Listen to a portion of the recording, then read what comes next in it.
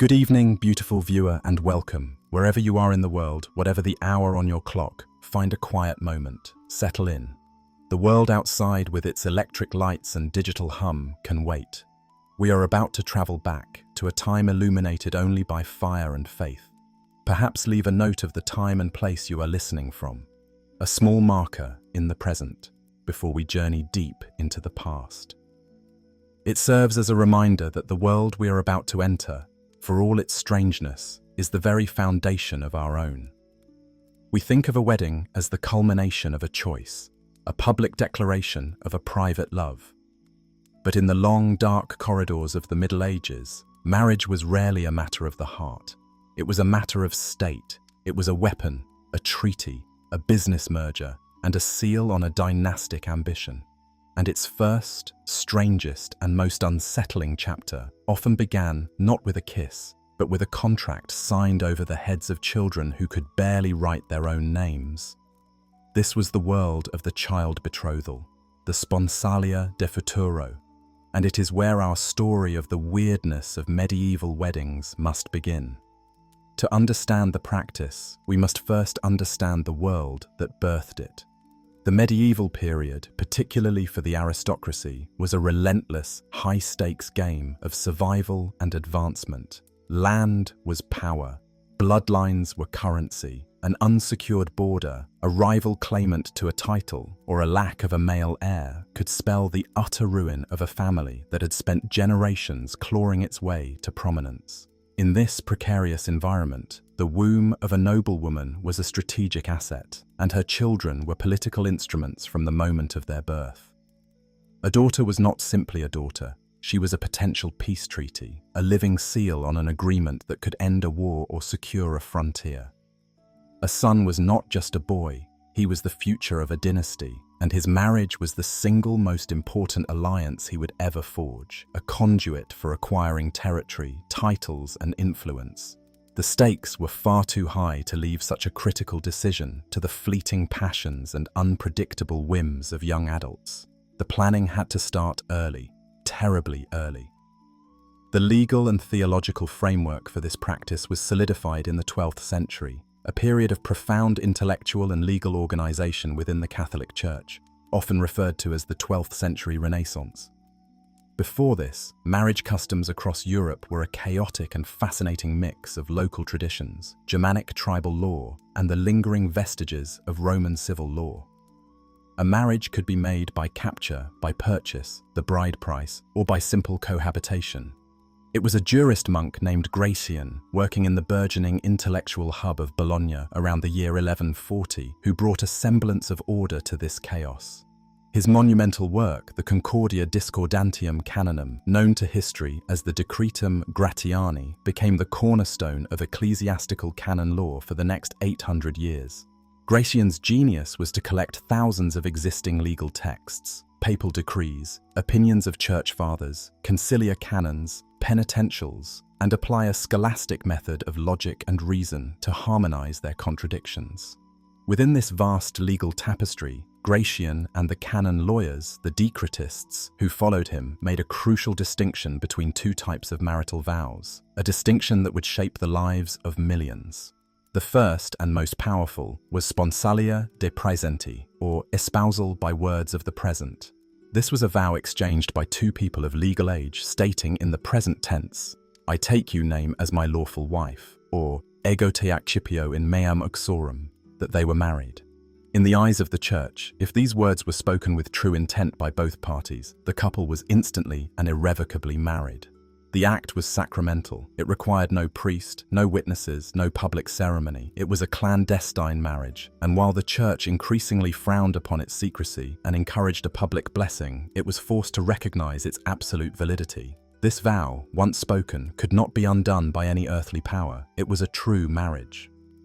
But it was the second category, sponsalia de futuro, or espousal by words of the future, that opened the legal and theological door to the strange world of the child betrothal. This was not a marriage, but a promise to marry at some future date. The vow was fundamentally conditional, articulated in the future tense. I will take you as my wife-husband. This form of promise was legally binding in the sense that it created a formal engagement, and breaking it could have legal and financial consequences. But it was not indissoluble. It did not create the sacramental bond of marriage. It could be broken under a variety of circumstances, if one party entered a religious order, for instance, or if a just cause could be shown. Most importantly for our story, this promise could be made by proxy, by the parents or legal guardians acting on behalf of a child. The Church, in a moment of profound pragmatism and recognition of the socio-political realities of the nobility, set the minimum age for a child to be party to a sponsalia de futuro at 7. This was not an arbitrary number. The age of 7 was considered the aetas infantiae proxima, the point at which a child was believed to exit true infancy and enter the age of reason, annus discretionis. At 7, a child was thought to be capable of distinguishing right from wrong, of memorizing the catechism, of giving confession, and therefore the canonists argued with careful logic they could give a legally recognizable, if profoundly immature, form of consent to a future marital union. They could understand the words being spoken, even if they could not possibly grasp their lifelong implications. And so, the great families of Europe and the aspiring gentry who mimicked them used this legal framework to its fullest, often ruthless extent. The political map of the High and Late Middle Ages is a spiderweb of such arrangements. Consider the utterly extraordinary case of Isabella of Valois, the daughter of the periodically insane King Charles VI of France. In October 1396, she was formally betrothed to King Richard II of England. Richard, a veteran of court intrigue and the peasants' revolt, was 29 years old. Isabella was 6. This union was not about companionship. It was the linchpin of the Truce of Lullingham, a desperate diplomatic effort to put a 28-year pause on the carnage of the 100 Years' War. The chronicles of the era, such as those by Jean Froissart, describe the magnificent ceremony at Calais, a neutral territory controlled by the English in France. The little girl, who had been coached relentlessly for weeks by her governess, was dressed in a gown of shimmering blue velvet, lavishly embroidered with the golden fleur-de-lis of her French royal heritage and the golden suns of her future husband's personal emblem. She reportedly played her part with a chilling perfection, reciting her formal vows in a clear, high-pitched voice that carried across the assembled nobility of two nations. To the attendees, this was not seen as grotesque or exploitative. It was statecraft of the highest order. The future peace of two warring kingdoms rested upon the poise and obedience of a 6-year-old child. Immediately following the ceremony, she was handed over to the English, sent to be raised in the royal court at Windsor Castle, a pampered and cherished political hostage, waiting to grow into her role as Queen of England. Her household was French, to make her comfortable, but her life was now English property. This was the standard operating procedure of power. The Habsburgs of Austria, who would come to dominate early modern Europe, built their entire empire not primarily on conquest, but on a series of brilliantly strategic child marriages over several generations. Their famous motto encapsulates this policy perfectly: Bella gerant Ali, tu, Felix Austria, nuba. Let others wage war, you, happy Austria, marry. They transformed the wombs of their women into the most effective weapon in their political arsenal. The children of the so-called Catholic monarchs of Spain, Ferdinand of Aragon and Isabella of Castile, were all strategic assets deployed across the European chessboard with the specific goal of diplomatically encircling and containing their primary rival, the Kingdom of France. Their only son and heir, John, Prince of Asturias, was betrothed to Margaret of Austria, the daughter of the Holy Roman Emperor Maximilian I. Their eldest daughter, Isabella, was married to the King of Portugal to unite the Iberian Peninsula. Their next daughter, Joanna, later known as Joanna the Mad, was betrothed to Margaret's brother, Philip the Handsome, Duke of Burgundy, and heir to the vast Burgundian lands in the Low Countries. and their youngest daughter, Catherine of Aragon, was famously promised to Arthur, Prince of Wales and heir to the English throne, at the tender age of 3. This Anglo-Spanish alliance was formalized in the Treaty of Medina del Campo in 1489, a pact designed to counterbalance French power. Catherine spent her entire childhood and adolescence as the Princess of Wales. Her identity, her education, her very reason for being, all predicated on a political agreement made when she was a toddler.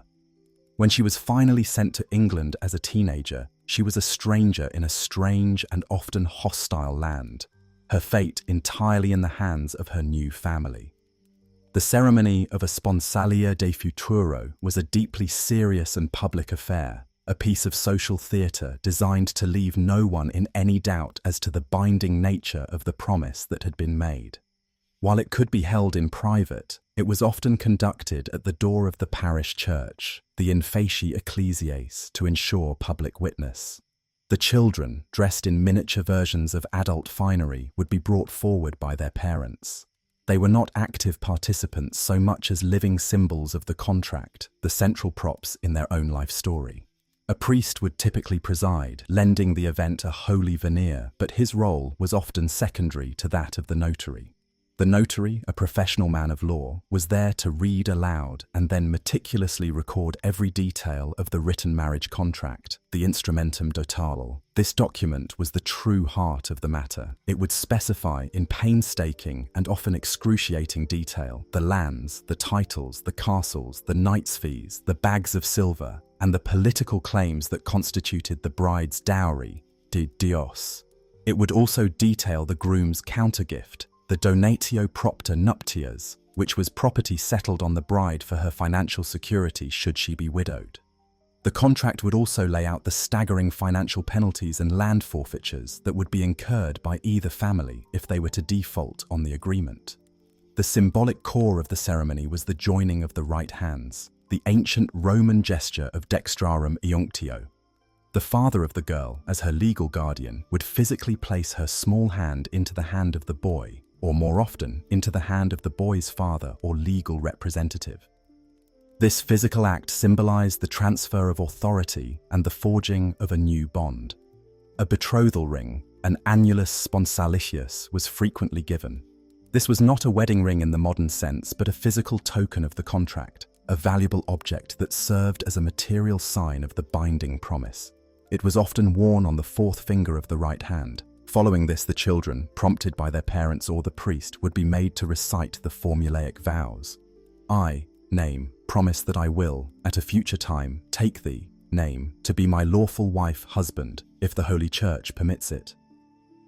That final, crucial clause, si sancta mater ecclesia consentit, was a necessary nod to the complexities of canon law, acknowledging that latent impediments, such as a previously unknown close blood relationship, consanguinity, or a pre-existing spiritual relationship, for instance, if one parent was a godparent to the other child, could still be discovered and render the entire contract null and void. After the formal vows were spoken and the contract signed and sealed, there would almost certainly be a feast.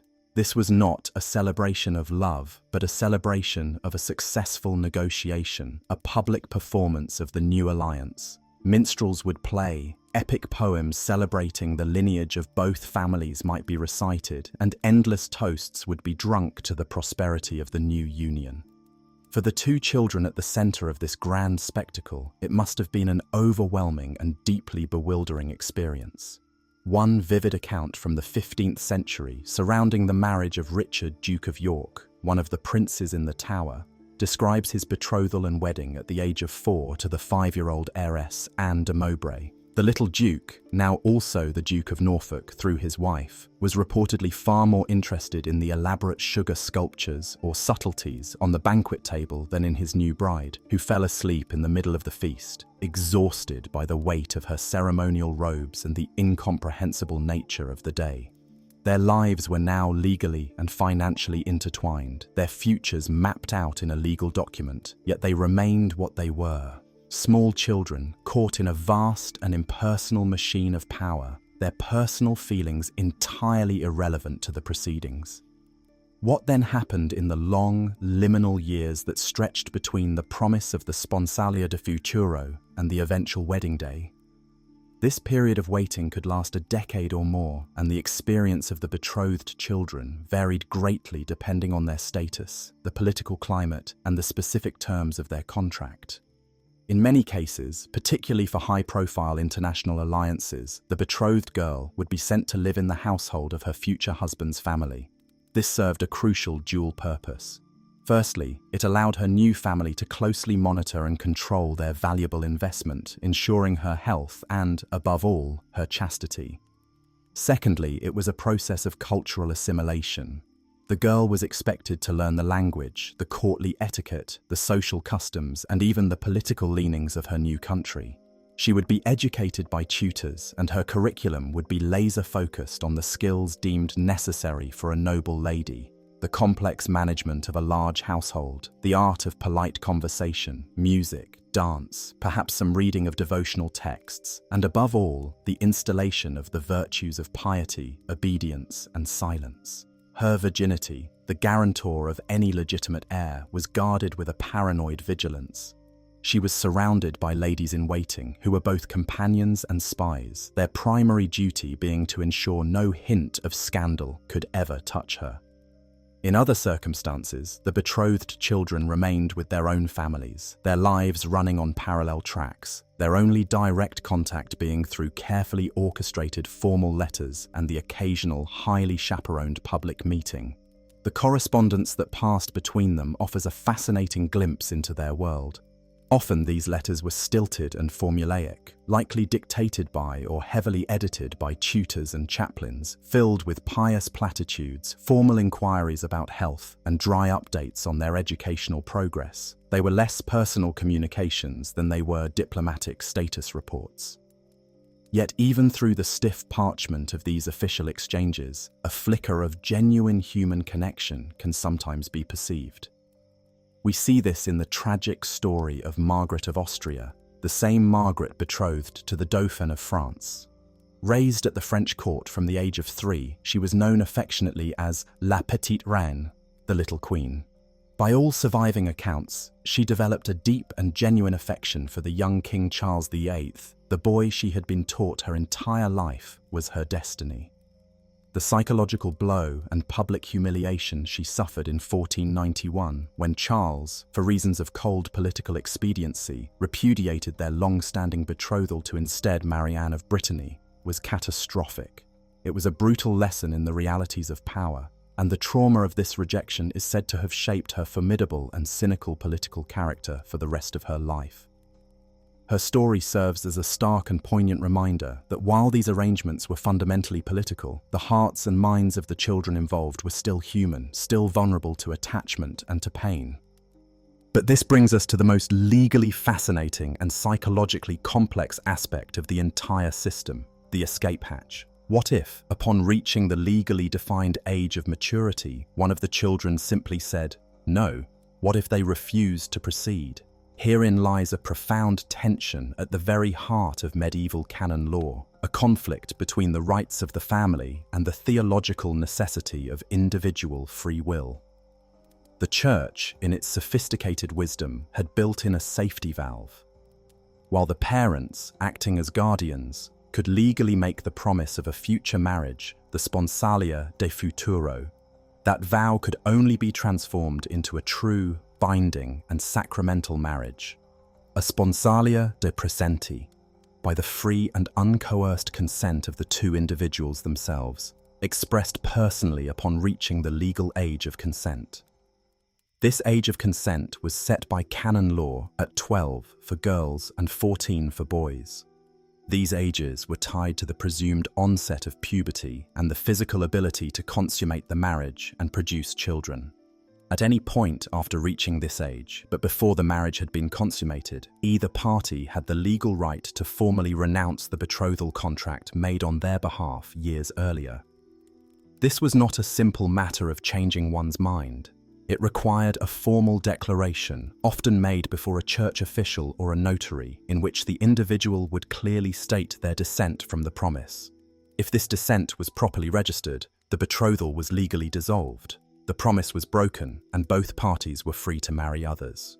On paper, this provided a perfect protection for individual liberty against familial tyranny. It upheld the central Catholic doctrine that a valid marriage must be founded upon the free consent of the contracting parties. However, the chasm between legal theory and social reality was immense. To exercise this right was to commit an act of catastrophic rebellion. Imagine a 13-year-old girl raised for a decade in the household of her fiancé, her entire identity, education, and social standing predicated on her future role as his wife. To refuse the marriage would be to defy not only her own parents, but also the powerful family of her betrothed. It would mean rendering the complex financial and political contract, the instrumentum totale, null and void.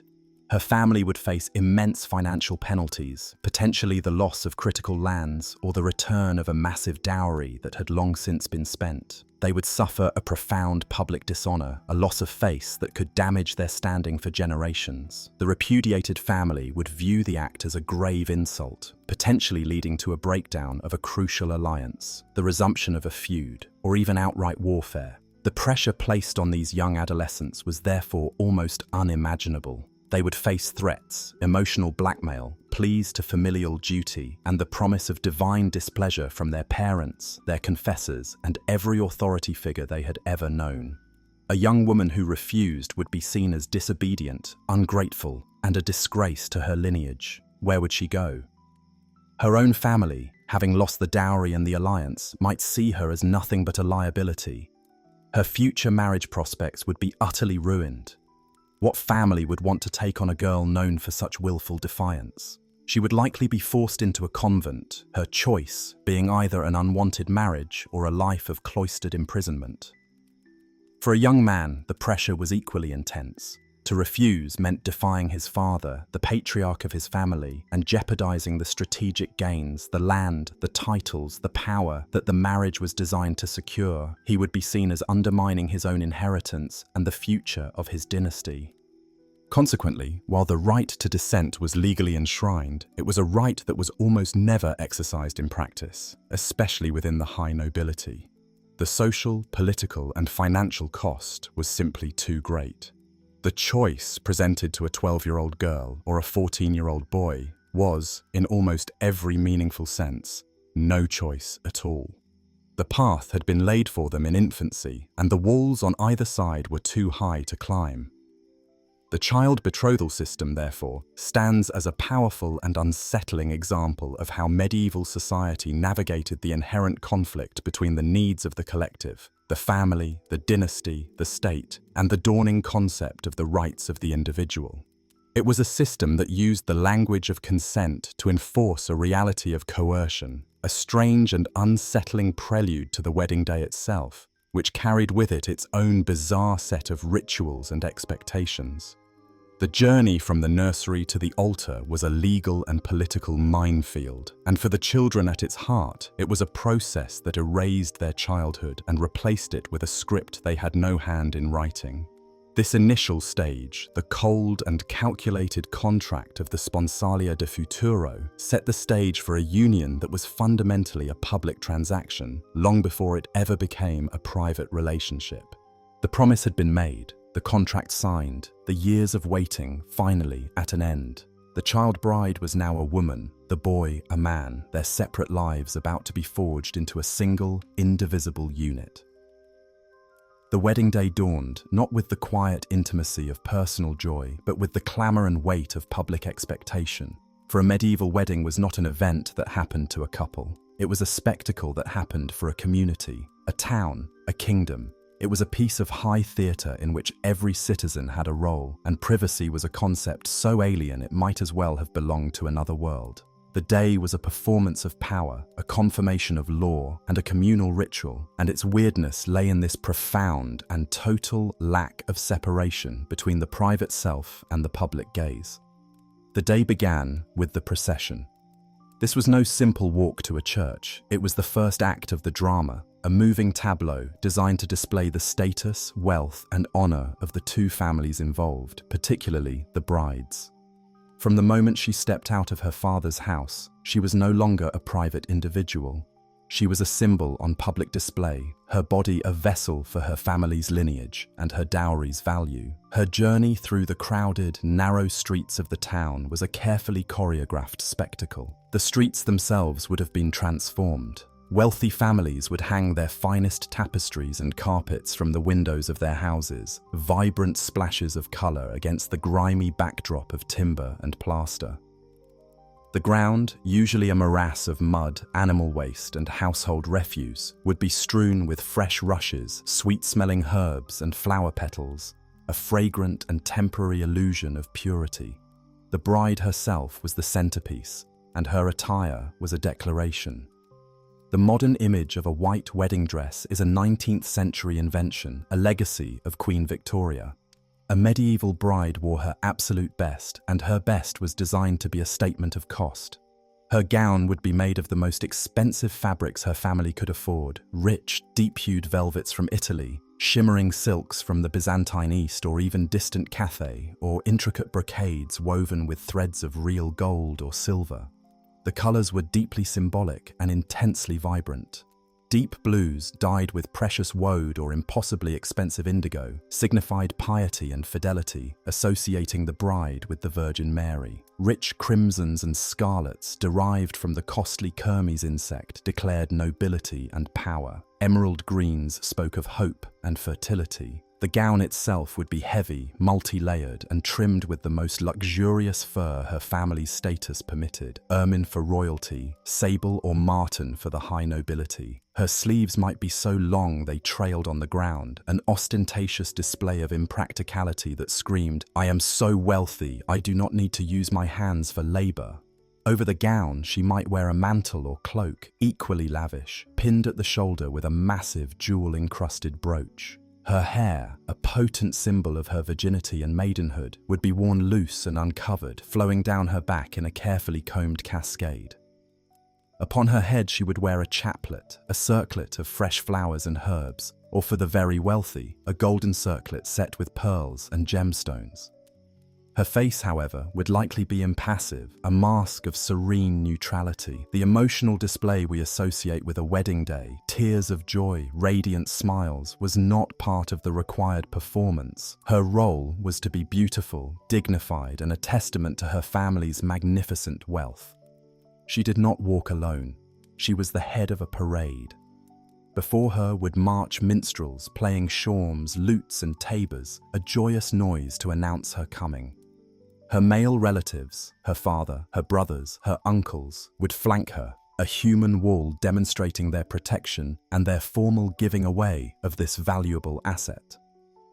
Behind her would follow her female attendants, ladies-in-waiting and noble friends, also dressed in their finest, and servants carrying the visible parts of her dowry. This could include chests, ostentatiously unlocked to show the glint of silver plate, or bolts of luxurious cloth carried aloft on poles. The procession was a mobile inventory of her worth. As it snaked through the town, the common people would crowd the streets, cheering, shouting blessings, and scrutinizing every detail. Their presence was not incidental, it was essential. They were the witnesses, the chorus to this drama. Their collective gaze affirmed the legitimacy of the event. The destination of this grand parade was not, as we might expect, the altar inside the church. The legal heart of a medieval wedding ceremony took place outside, on the porch, at the church door. This practice, known as marriage in face ecclesiae, before the face of the church, is one of the most significant and revealing aspects of the medieval understanding of the institution. It underscores the fact that marriage, while blessed by the church, was fundamentally a public, secular, and legal contract before it was a sacrament. The porch was a liminal space, neither fully secular like the street, nor fully sacred like the church interior. It was a public forum, a place where legal business was often transacted. By holding the ceremony here, the union was made binding not just before God, but before the entire community, whose members crowded around to see and hear the proceedings. Here, in the open air, the priest waited. His role at this stage was more akin to that of a public notary or a judicial officer than a mystical celebrant. He was there to officiate, to ensure the correct legal formulas were followed, and to serve as the chief witness for the church. He would begin by asking the assembled crowd if anyone knew of any lawful impediment to the marriage. This was a serious and formal inquiry. An impediment could be a pre-existing marriage contract, or the discovery that the couple was too closely related by blood, consanguinity, or by spiritual kinship. For example, if the groom's father had been the bride's godfather. A shouted objection at this point could halt the entire ceremony and lead to a lengthy and expensive investigation in the church courts. Assuming no impediments were declared, the priest would proceed to the vows. This was the critical moment where the old promise, the sponsalia de futuro made in childhood, was to be transformed into the unbreakable, present-tense reality of the sponsalia de presenti. Crucially, these vows were almost always exchanged not in Latin, the universal language of the Church, but in the vernacular, Middle English, Old French, Middle High German. This was a legal necessity. The doctrine of consent required that the bride and groom fully understand what they were saying and agree to it of their own free will. Furthermore, the public, the witnesses, needed to understand the words of the contract they were validating with their presence. The priest would guide them through the formula. He would ask the man in a loud, clear voice, "Richard, wilt thou have this woman to thy wedded wife, to live together after God's ordinance in the holy estate of matrimony? Wilt thou love her, comfort her, honor and keep her, in sickness and in health, and, forsaking all others, keep thee only unto her, so long as ye both shall live?" The groom would respond with, "I will." The priest would then turn to the bride. "Anne, wilt thou have this man to thy wedded husband?" And she too would respond, "I will." This call and response affirmed their intent. Then came the binding words spoken by the couple to each other. The groom, taking the bride by her right hand, would say, "I, Richard, take thee, Anne, to be my wedded wife, to have and to hold from this day forward, for better, for worse, for richer, for poorer, in sickness and in health, to love and to cherish, till death us do part, according to God's holy ordinance, and thereto I plight thee my troth." The bride would then repeat a similar vow. With these words, spoken in the present tense, they were married. In the eyes of God and the law, the bond was sealed and indissoluble.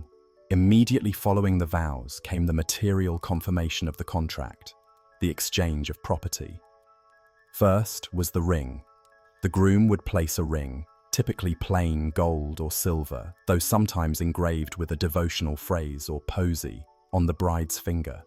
The priest would often bless the ring, but its primary significance was legal. It was a tangible token of the vow, a physical manifestation of the contract, and a part of the bride price or dowry transaction. The priest might recite the formula for the ring, touching it first to the bride's thumb, then forefinger, then middle finger, saying, "In the name of the Father, the Son, and the Holy Ghost," before placing it on the fourth finger. This finger was believed, following an ancient Roman tradition, to contain the vena amoris, a vein that ran directly to the heart. Then came the public declaration of the financial settlement, the cold, hard underpinning of the entire affair. The groom, or his father, would formally and publicly endow the bride with her dower. The dower was a portion of the husband's property, typically a 1/3 life interest in all the lands he held at the time of the marriage, which was legally set aside for her financial support should she survive him as a widow. This was her social security. The groom would make a declaration like, "With this ring I thee wed, and with my body I thee worship, and with all my worldly goods I thee endow." This wasn't just poetry, it was a legally binding public statement. Even more fascinating and weirder to modern sensibilities was the concept of the Morgengabe, or the morning gift. This was a Germanic custom that survived and thrived throughout the medieval period. It was a separate gift of money, land, or property made by the groom to the bride on the morning after the wedding night, a direct payment contingent upon the successful consummation of the marriage and, implicitly, a reward for her virginity. The promise of this gift was often made publicly at the church door ceremony. It became the bride's own personal property, entirely separate from her dower and her dowry, which she could control, manage, and dispose of as she wished. It was a recognition of her personal contribution to the marriage and gave her a degree of financial autonomy that was otherwise rare. The public announcement of a particularly lavish mourning gift was another way for the groom's family to display its immense wealth and generosity. Only after all of this, the procession, the public inquiry, the vernacular vows, the exchange of the ring, and the public settlement of dower and the mourning gift, was the legal and social business of the wedding complete. Now, and only now, would the couple pass through the church doors and enter the sacred space for the second part of their wedding, the nuptial mass. As they crossed the threshold, the atmosphere would shift. The noisy, chaotic public energy of the porch would give way to the solemn, incense-filled, sacred silence of the church interior. Here, the priest's role changed from that of a legal official to a spiritual celebrant. The couple would kneel before the high altar, and the priest would celebrate a mass specifically for them. Special prayers would be recited, asking for God's blessing upon the union, for fertility, for peace in their household, and for the salvation of their souls. A key ritual during the nuptial mass was the veiling. At a certain point, typically after the sanctus, a large veil or canopy, known as the carecloth or pallium, would be held over the kneeling couple by 4 attendants. This act symbolized their new unity, their separation from the rest of the congregation, and the protective blessing of God over their marriage bed. It was a moment of sacred enclosure within the larger public ceremony. The couple would also receive the Eucharist together, often sharing wine from a communal cup, a further symbol of their new shared life. Yet even in this most sacred of moments, the public gaze was never far away. The church would be packed with their families, their retainers, and the higher-ranking members of the community, all observing this final, holy seal upon the contract they had just witnessed outside. Once the Mass was concluded, the party would emerge from the church, a legally and sacramentally married couple. But the day was far from over. The third act was about to begin. The wedding feast. If the procession was a display of wealth and the ceremony a confirmation of law, the feast was a pure, unadulterated performance of social status and political power. It was a marathon of consumption, a spectacle of excess designed to overwhelm the senses and solidify the social hierarchy in the minds of all who attended. The feast would take place in the Great Hall of the castle or manor house, a space designed for such public gatherings. The seating arrangement was a matter of intense political calculation. The bride and groom would sit at the head table, the high table, which was often raised on a dais. They would be flanked by the most important personages present, their parents, the officiating bishop or priest, and any visiting lords or ladies of higher rank. The seating at the long trestle tables that filled the rest of the hall would be arranged in a brutally rigid hierarchy. The closer one sat to the high table, the more important one was. To be seated below the salt, that is, below the large, often ornate salt cellar that marked a social dividing line on the table, was to be marked as a person of lesser status. The food itself was the main event, a form of edible theatre. The sheer quantity was meant to inspire awe. A royal wedding feast could involve dozens of courses, lasting for many hours. The dishes were designed to be visually spectacular. Whole roasted swans or peacocks would be painstakingly redressed in their own feathers after cooking and brought to the table as if still alive. Boars' heads would be presented on platters, an apple in their mouth.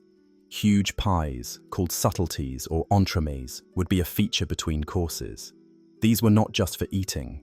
A pie might be opened to release live birds, or it might be sculpted into a fantastic scene from a romance or a religious story. Sugar, an incredibly expensive luxury, was used to create elaborate sculptures of castles, knights, and animals. The food was heavily spiced with cinnamon, cloves, nutmeg, and pepper, all phenomenally expensive imports from the East, used not just for flavor but as a blatant advertisement of wealth. The entertainment was as important as the food. Minstrels in a gallery would provide a constant soundtrack of music.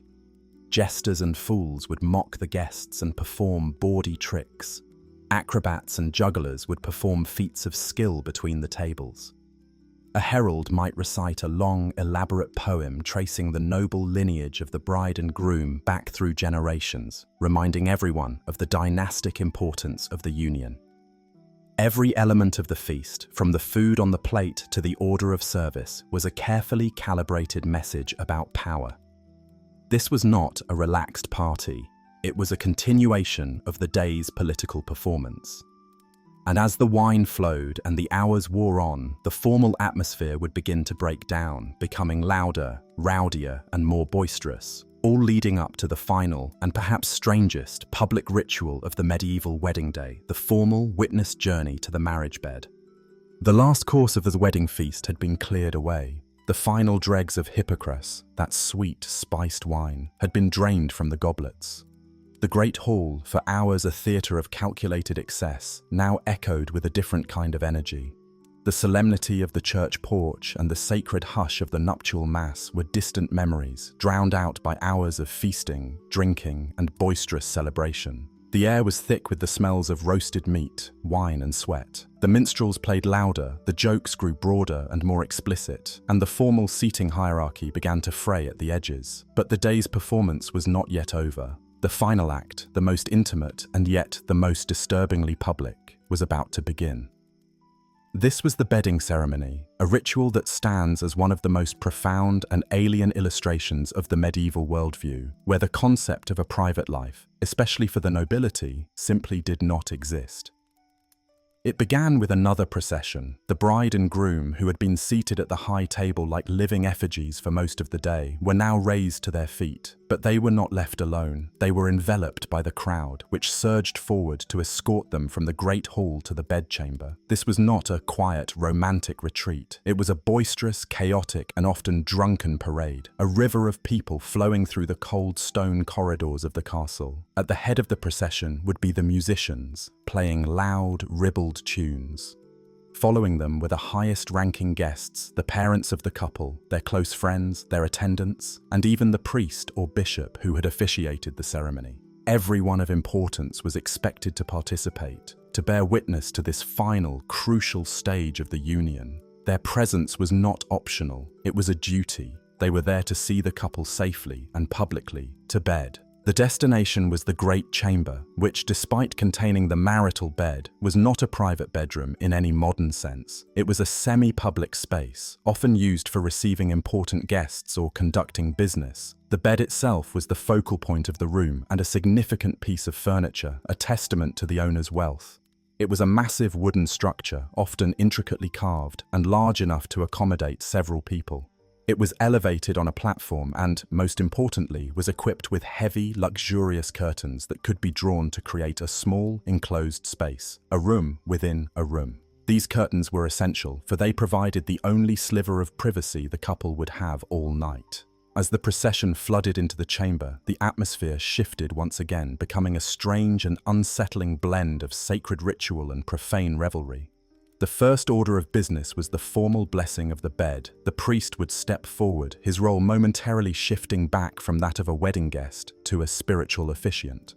This was a serious liturgical act. He would sprinkle the bed with holy water, an act of purification designed to cleanse the space of any demonic or evil influences that might seek to harm the couple, or, more specifically, to prevent procreation. He would then recite specific prayers and benedictions from the Roman ritual or the local use, such as the Sarum rite in England. These prayers were explicit in their purpose. They asked God to bless the union, to make it fruitful, to grant the couple many children, especially sons, and to protect them from the devil and the temptations of the flesh outside of their holy matrimony.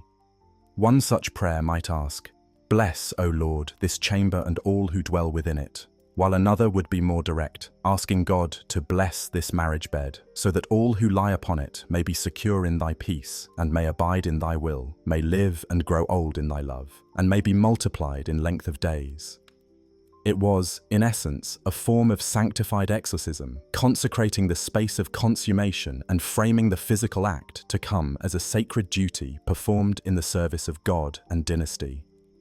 While the priest conducted his blessings, another ritual was taking place. The wedding guests, particularly the women, would offer the couple a final drink. This was typically a posset, a concoction of hot milk or sack, a type of sherry, curdled with ale or wine, and heavily sweetened and spiced with nutmeg, cinnamon, and ginger.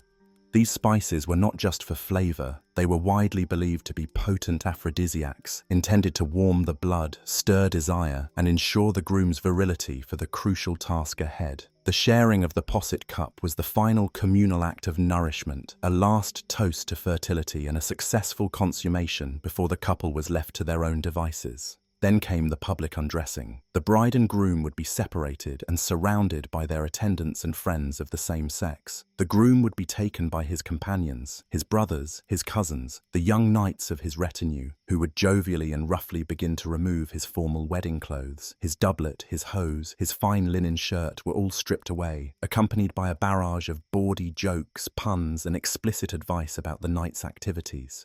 This was male bonding at its most primal, a ritual of transition from bachelor to husband, performed and validated by his peers. Simultaneously, the bride would undergo a similar, though perhaps more gentle ritual. Her ladies-in-waiting, her mother, and her new mother-in-law would carefully dismantle the magnificent edifice she had worn all day. The heavy, fur-lined mantle would be lifted from her shoulders, the jeweled brooches would be unpinned, the layers of velvet and silk would be removed, one by one. The intricate braids of her hair would be undone, and her hair, which had been worn loose as a sign of her maidenhood, would be prepared for the night. As they undressed her, they too would offer advice, though likely of a more practical and subdued nature than the men's. Advice on her wifely duties, on how to please her husband, and on the importance of conceiving an heir quickly. For the young bride, often a teenager and a stranger to her new husband, this must have been a moment of profound vulnerability and terror, surrounded by women who were inspecting her, judging her, and preparing her like a sacrifice for the final, consummating act of her marriage. Once both bride and groom were divested of their finery and dressed only in their nightshirts or chemises, they would be formally led to the now blessed bed. The groom would typically get in first, followed by the bride. They would sit or lie there, stiffly, as the crowd of onlookers pressed in around the bed for a final look. This was the peak of the spectacle. The priest might offer one last blessing. The parents might give a final word of encouragement. And the guests would unleash a final volley of jokes and well-wishes, most of them centered on the hope for a fruitful and vigorous consummation. Finally, with the couple lying in the bed, the moment of privacy arrived. A high-ranking guest, perhaps the father of the bride or the groom, would be given the honor of ceremonially drawing the heavy bed curtains shut. The act of closing the curtains was the signal for the guests to finally, at long last, depart, leaving the couple alone in the darkness. But even then, the sense of being watched did not entirely disappear. The guests would retire from the chamber, but often not very far. Sometimes they would continue their revelry in an adjacent room, their noise a constant reminder of the public expectation that weighed upon the couple within the curtained space. In some high-status royal weddings, designated witnesses, or even guards, might be posted just outside the bedchamber door, a further security measure to ensure the integrity and reality of the consummation. Why this astonishing, almost unbelievable public intrusion into the most private of human acts? It was not, as a modern mind might assume, about mere voyeurism or a lack of decorum. It was about law, legitimacy, and legacy. In the cold, hard calculus of medieval dynasticism, a marriage was not truly and irrevocably complete until it had been physically consummated. The vows at the church door, the sponsalia de presenti, created a legally binding and sacramental union. However, a marriage that was ratified, ratum, by vows but not yet consummated, consummatum, could, under specific and difficult circumstances, be dissolved. The most common path to dissolution was if one party chose to abandon the world and enter a monastery or convent, taking a vow of perpetual chastity. In such a case, the unconsummated marriage could be annulled by the church, as the vow to God was considered superior to the vow to a spouse. But once the marriage was consummated, it became an absolute and indissoluble fact. It was a physical seal on the legal contract, transforming it from a dissolvable agreement into a permanent reality. No power on earth, not even the Pope, could break a marriage that was both ratum et consummatum. Therefore, establishing proof of consummation was of paramount legal and political importance, especially where the succession of titles and vast territories was at stake. The legitimacy of the firstborn son, The heir depended entirely on the unquestionable validity of his parents' marriage. Any shadow of a doubt, any suggestion that the marriage was not properly completed, could open the door for rival claimants, dynastic strife, and civil war. The bedding ceremony, therefore, was a legal defense mechanism. While the witnesses did not see the act of consummation itself, the closing of the curtains provided a crucial symbolic veil of modesty. They saw everything up to it. They witnessed the priest blessing the bed with holy intent. They saw the couple, stripped of their daytime clothes, placed together in that bed. They saw the curtains drawn. They provided irrefutable public testimony that the bride and groom had entered the marriage bed with the full sanction of the church and community for the explicit purpose of consummating their union. In any future legal dispute, dozens, if not hundreds, of high-status witnesses could be called to swear an oath that the bedding had occurred. This public witness preempted any later claim that the marriage had never been consummated. It was a legal bulwark protecting the future of the dynasty. A famous and tragic example of the importance of this proof is the case of Catherine of Aragon and her first husband, Arthur, Prince of Wales. They were married in 1501, he 15, she 16. Their bedding ceremony was a grand public affair at the court of Henry VII. Years later, after Arthur's untimely death, Catherine's entire future, and indeed the future of the English Reformation, would hinge on the question of whether or not that youthful marriage had been consummated. Catherine swore for the rest of her life that it had not been, that she had come to her second husband, Arthur's younger brother Henry VIII, a true maid. Henry, desperate for a male heir and a new wife, would later seek an annulment by arguing the exact opposite, bringing forth witnesses from that night almost 30 years prior to testify about the prince's boyish boasts on the morning after. The ambiguity surrounding that single night, a night that began with a public bedding ceremony, would ultimately sunder England from the Roman Catholic Church. The morning after the wedding was the epilogue to this public drama. The couple's emergence from the bedchamber was met with knowing looks and eager questions, and here, two more rituals, both deeply weird to us, would often unfold.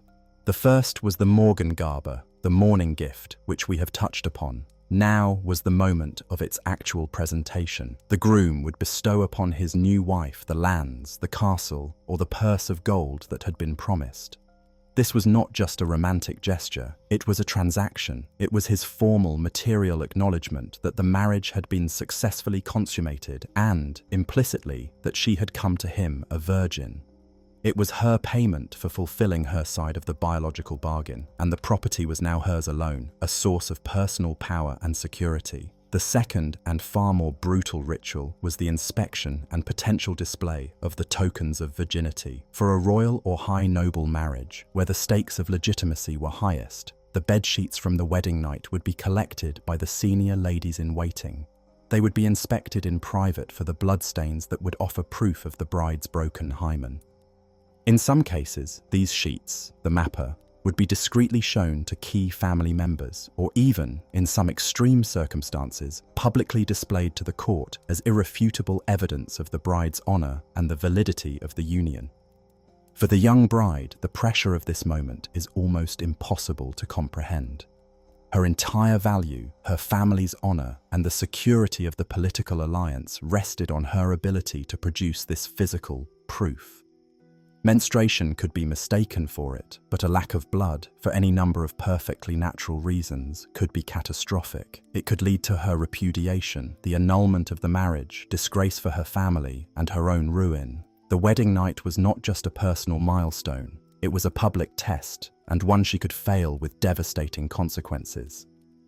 Thus, the entire arc of the wedding, from the child betrothal to the morning after the bedding, reveals a world where the boundaries between public and private were not merely blurred, they were non-existent. The consummation was the final, physical locking of a contract that had been public from its first negotiation. It was a legal necessity, a communal celebration of fertility, and a dynastic safeguard. The strange, intrusive, and ritualized journey to the marriage bed was the only logical conclusion to a process that was never about the love of two people, but about the joining of two houses in the unrelenting public gaze of the medieval world.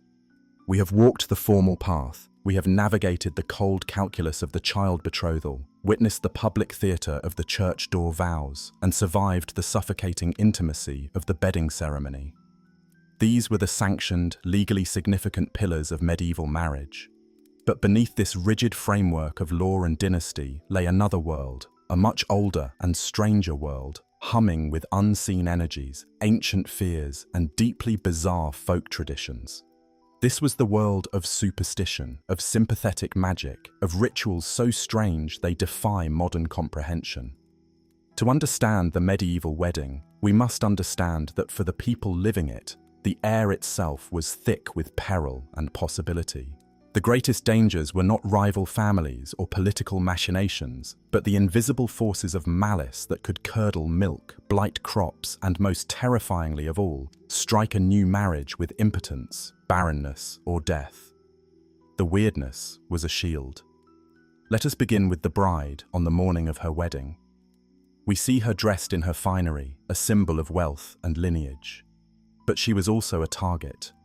A woman at a moment of transition, from maiden to wife, was considered to be in a state of profound spiritual vulnerability. She stood on a threshold, and thresholds were where worlds met, where spirits, both good and evil, could interfere. The evil eye, the envious glance of a less fortunate neighbor or a slighted supernatural entity was a real and present danger. A single look of malice, it was believed, could poison the bride's happiness or, more critically, her fertility. The entire bridal ensemble, therefore, was not just a costume. It was a suit of spiritual armor, and its strangeness was its strength. The veil, for instance, was far more than a symbol of modesty or virginity. It was a primary defensive tool, an invisibility cloak. By shielding her face, it was believed to hide her from malevolent spirits and deflect the power of the evil eye. It created a temporary, sacred space around her head, preserving her until she was safely under the protection of her husband and the blessing of the church. Similarly, the tradition of the bride crying on her wedding day, which we might now see as a sign of sorrow or overwhelming emotion, was considered exceptionally good luck.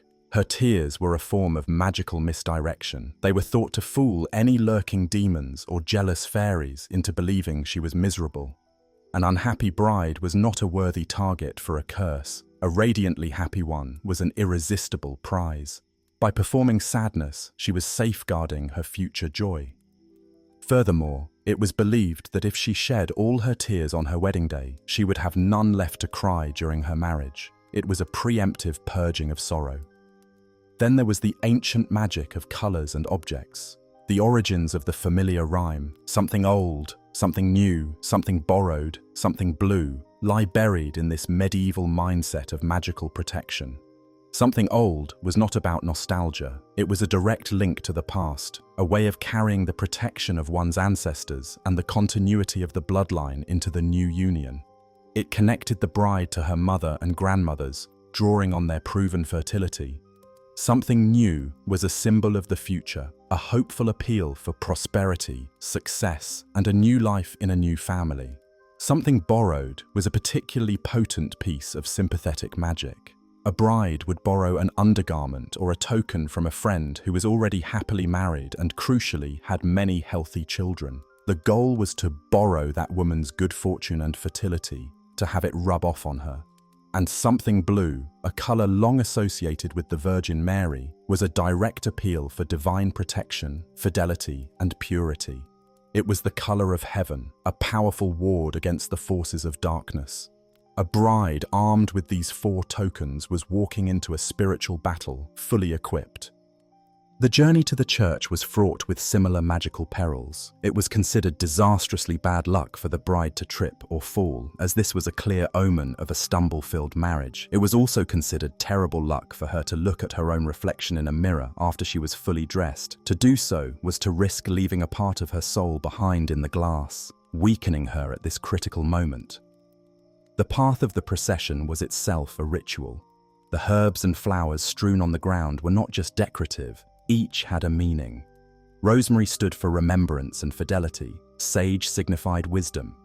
Garlic, often woven into the bride's bouquet alongside more fragrant flowers, was a powerful, pungent ward against evil spirits and the plague. The entire procession moved within an invisible, fragrant bubble of magical protection. The community's role was not merely to watch, but to participate in this magical battle for the couple's future. One of the most widespread and ancient customs was the throwing of grain over the newlyweds as they emerged from the church. We now throw paper confetti or rice, but in the Middle Ages, it was almost always wheat. This was not a random act of celebration. It was a direct, powerful act of sympathetic magic. Wheat was the very symbol of life, sustenance, and abundance. Each grain held the potential for a new stalk, a new harvest. By showering the couple in wheat, the community was physically casting a spell for fertility upon them, praying that their union would be as fruitful as a field at harvest, that they would produce a bounty of children to continue the family and the community. The weirdness intensified at the wedding feast, which was less a polite dinner and more a chaotic fertility festival. One of the strangest culinary traditions was the bride's pie. This was not a sweet, fruit-filled dessert. It was a large, savory pie, and its contents were a form of edible divination. Baked into the pie, hidden within the meat and gravy, would be a glass ring. The female guest who found the ring in her slice was believed to be the next to marry, but the pie could also be a vessel for a kind of ritualized cruelty. In some variations, live animals, frogs, birds, or even a cat, were placed inside the pie crust, to be released in a chaotic eruption when it was cut open. A bizarre form of dinner table entertainment and a symbol of the untamed, chaotic nature that marriage was meant to domesticate. The ancestor of our modern tiered wedding cake was an even more precarious and strange affair. In many parts of England, the tradition involved small, spiced buns or scones. These would be brought by the guests and piled high on a table, creating a teetering, unstable mound of bread. The challenge for the bride and groom was to lean over this chaotic pile and attempt to kiss each other without knocking it over. If they succeeded, it was an omen of a lifetime of prosperity and good fortune. The buns themselves would then be distributed among the guests, sharing the couple's luck. It was a ritual that combined physical dexterity with magical thinking, a public test with a sweet reward. But by far the most aggressive, invasive, and utterly bizarre ritual of the wedding day was reserved for the end of the night. It was the fight for the bride's stocking or garter. As the couple was led to the bedchamber for the bedding ceremony, a strange tension would build among the younger, unmarried male guests. After the couple was in bed and the curtains were about to be drawn, a signal would be given, and a frantic, violent scramble would ensue. The men would rush the bed with the explicit goal of forcibly pulling the stockings from the bride's legs. The groom was expected to defend her, but it was often a losing battle against a dozen drunken, determined young men. We have explored the grand theatre of the noble wedding and the strange, superstitious undercurrents that shaped the ceremonies for all classes. But now we must venture into even darker and more peculiar territory, into the realm of what could go wrong. A wedding in the Middle Ages was not a guaranteed happy ending. It was the beginning of a perilous journey, and the path was littered with legal traps, social disasters, and bizarre impediments that could invalidate a union years or even decades after it had been celebrated. The law of marriage, as constructed by the canon lawyers of the church, was a labyrinth of astonishing complexity. It was a web of rules so intricate and so counterintuitive that it inadvertently created a system where almost any marriage could, with enough effort and money, be found null. This legal weirdness was a constant source of anxiety, and for the powerful, a convenient escape hatch.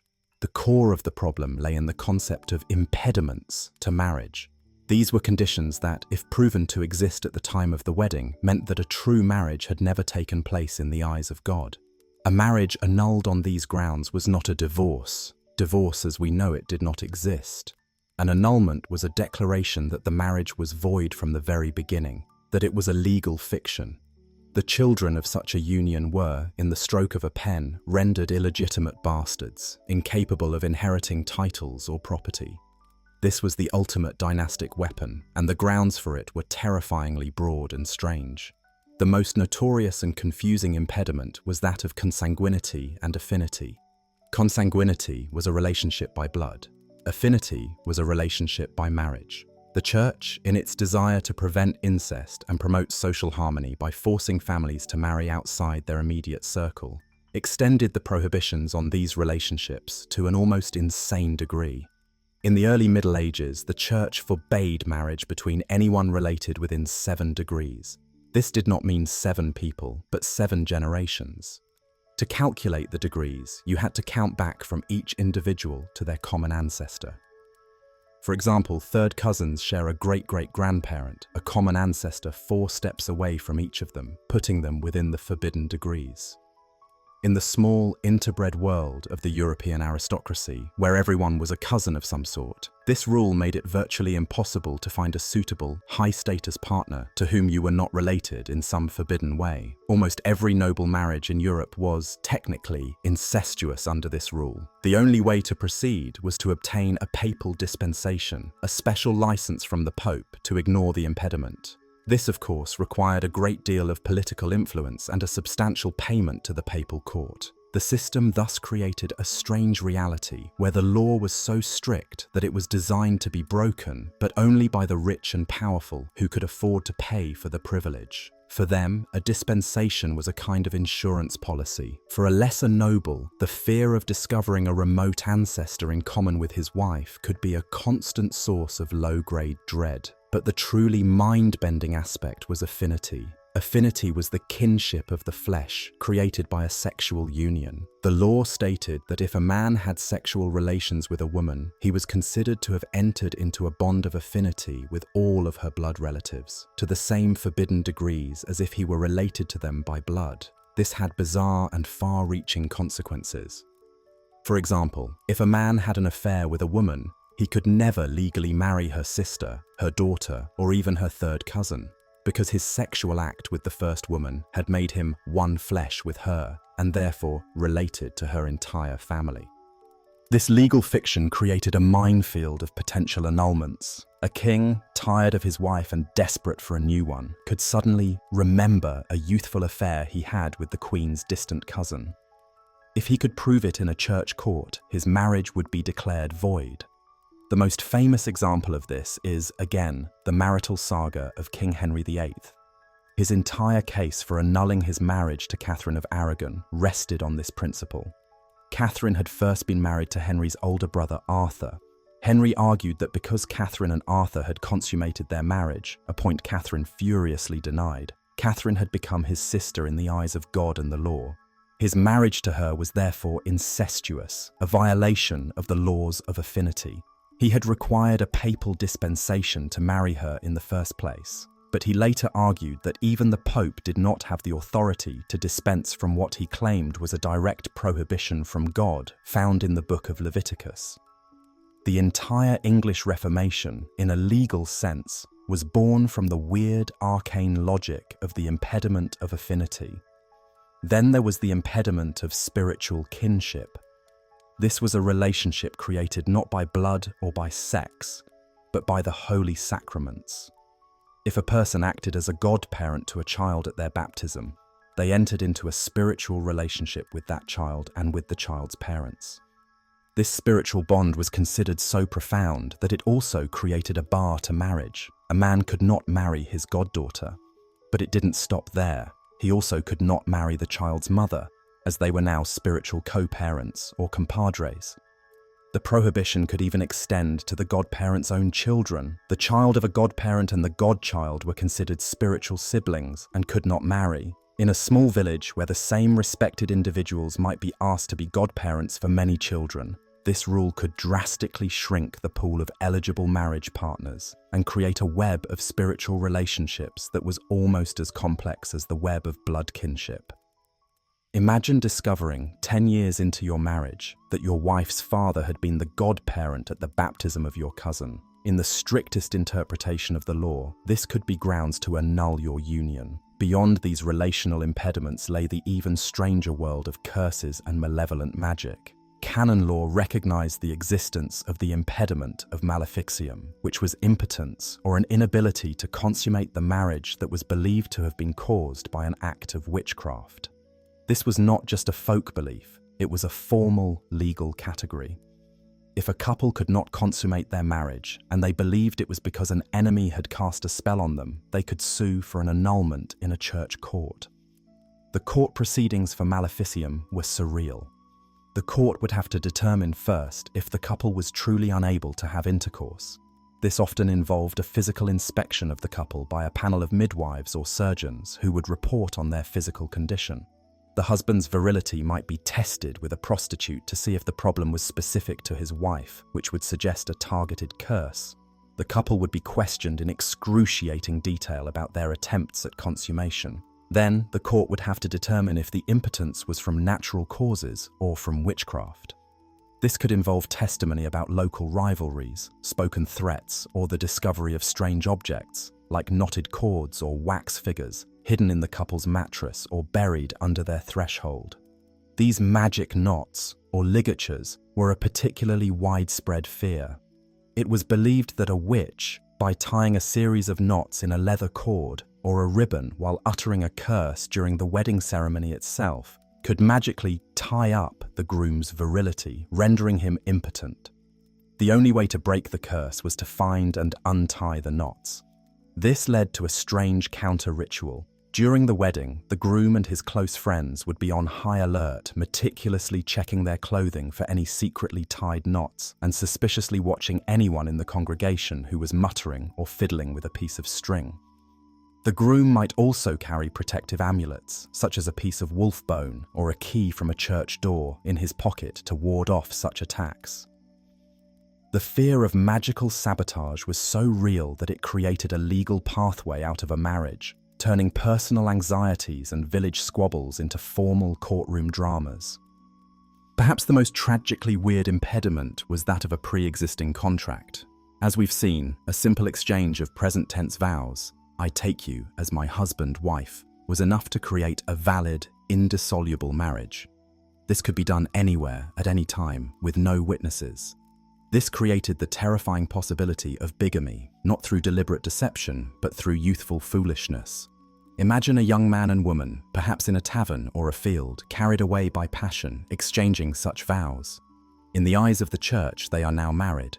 A year later, the man, having forgotten or dismissed this secret vow, enters into a formal public marriage with another woman, a marriage arranged by his family. For years, the public marriage could proceed happily, but then, the first woman, the secret wife, could reappear.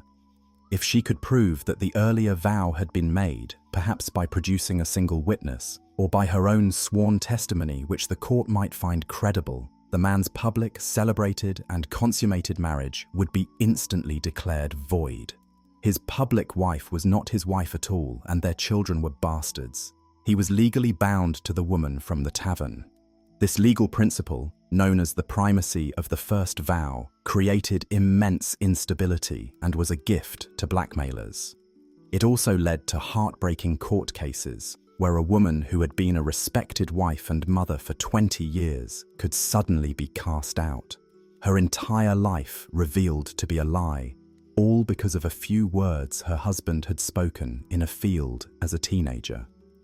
This tangled, treacherous legal landscape meant that a wedding was never a final destination. It was the entry point into a state that was perpetually vulnerable. The weirdness of these impediments, the dizzying math of consanguinity, the spectral logic of affinity, the paranoia of spiritual kinship, the terror of magic knots, and the ticking time bomb of a secret vow all served to undermine the very certainty that the ceremony was supposed to create. It gave immense power to the church courts, which held the fates of kings and peasants alike in their hands. And it shows us a world where marriage was not just a union of two people, but a fragile construct constantly under threat from remote ancestors, forgotten promises, and the curses of an angry neighbor.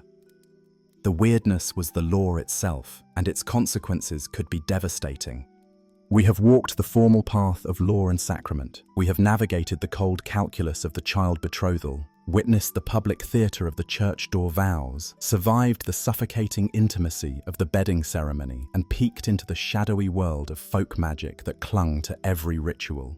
In all these stages, the community has been present, a sea of faces watching from the sidelines. We have seen them as witness, as participant, as guarantor of the union. We have seen them cheer the procession, feast at the table, and offer their fervent, grain-pelting blessings for fertility. In all this, they appear as a benevolent, supportive chorus, the bedrock upon which the new household is to be built. But this was only one of the community's faces. There was another, darker, more terrifying one that it reserved for special occasions. This was the community as self-appointed judge, as a monstrous jury, and as a merciless tormentor. For a wedding in the Middle Ages did not just require the blessing of the church and the consent of the families. It required the tacit approval of the people. And when a union was deemed offensive, unnatural, a stain upon the social fabric, or a threat to the unwritten moral order, the community reserved the right to pass its own terrifying judgment, not in a quiet courtroom, but in the chaos of the night, with a ritual of organized terror so bizarre and menacing it was known across Europe by many names, most famously the charivari. To truly understand the charivari, one must first erase the modern boundary between public and private life. In the medieval village, this line was so porous as to be non-existent. Houses were crowded together, their walls thin. Windows were unshuttered, doors often open. The daily lives of neighbors were a matter of common knowledge. Who was feuding, whose cow was sick, who was courting whom. A marriage was the ultimate public event, a reweaving of the very fabric of this interconnected world. And therefore, a bad marriage was not a private mistake. It was a tear in that fabric, a discordant note in the harmony of the village, and the community felt it had both the right and the duty to violently stitch that tear shut or tear it out entirely. Imagine the scene, the one that played out countless times in the villages of France, England, Germany, and Spain. A couple is newly married, perhaps only for a few days, the taste of the wedding feast barely gone from their mouths. They are in their home, a small, dark space lit by a single candle or the embers of a fire. The world outside is quiet, wrapped in the profound blackness of a moonless rural night. Suddenly, a sound begins. It is faint at first, a distant, rhythmic pulsing that seems to come from the edge of the village. It is not the sound of music, nor of celebration. It is a grating, industrial noise, a sound of deliberate, malicious chaos. It grows louder, closer. It resolves itself into a symphony from hell. It is the relentless, brutal banging of iron pots against stone, the screech of metal plowshares being dragged over cobbles, the dry, hollow rattling of animal bones being shaken in a sack, the deafening, discordant blare of cow horns, and woven through it all, the inhuman shrieks, wolf whistles, and demonic howls of a great crowd. This is rough music, the charivari, and it is a sound designed not for entertainment, but for pure psychological torment. It is approaching their door. Peeking through a crack in a wooden shutter, the couple, the victims, would see a nightmare procession materializing from the darkness. This was not their neighbors as they knew them. This was a mob transformed. Their faces are blackened with soot from the hearth or smeared with mud, erasing their individual identities and turning them into a single, monstrous entity. Others wear crude, terrifying masks fashioned from leather, bark, or cloth. Some are the heads of animals, a goat, a pig, a donkey, symbols of foolishness, lust, and stubbornness. Others are demonic, with twisted features and horns. The participants have become anonymous agents of the community's will, absolved of personal responsibility for the cruelty they are about to inflict. They carry torches, not just for light, but as weapons of intimidation, their flames casting long, frantic shadows that leap and dance against the walls of the houses, making the mob seem larger and more menacing than it is. At the center of the procession, they might carry a crude effigy, a straw-stuffed dummy representing one or both of the victims, which will be subjected to ritual mockery and eventual destruction. They are here to lay siege to the couple's peace, to their home, to their very sense of self, and they will not leave until their terrible point has been made. What crime had this couple committed to deserve such an ordeal? They had not murdered or stolen or committed heresy. In the eyes of the law of the land and the law of the church, their marriage was perfectly valid. Their crime was a violation of the unwritten but ruthlessly enforced laws of the community, the folk morality that governed the rhythms of village life. The charivari was a public shaming ritual, a form of folk justice aimed with brutal precision at marriages that were seen as a perversion of the natural order. The most common and universally condemned trigger was the ill-matched couple, specifically an elderly man taking a young bride. This was the January-May marriage, a trope of medieval literature and a source of deep social anxiety. In a world where life was short and the population was fragile, fertility was a communal resource, not a private asset. Young, fertile women were essential for the continuation of the village itself. The marriage market was a delicate, zero-sum game. A young man could typically not afford to marry until his father died and he inherited the family's land and tools. There was, therefore, a pool of young, unmarried bachelors waiting, often impatiently, for their turn.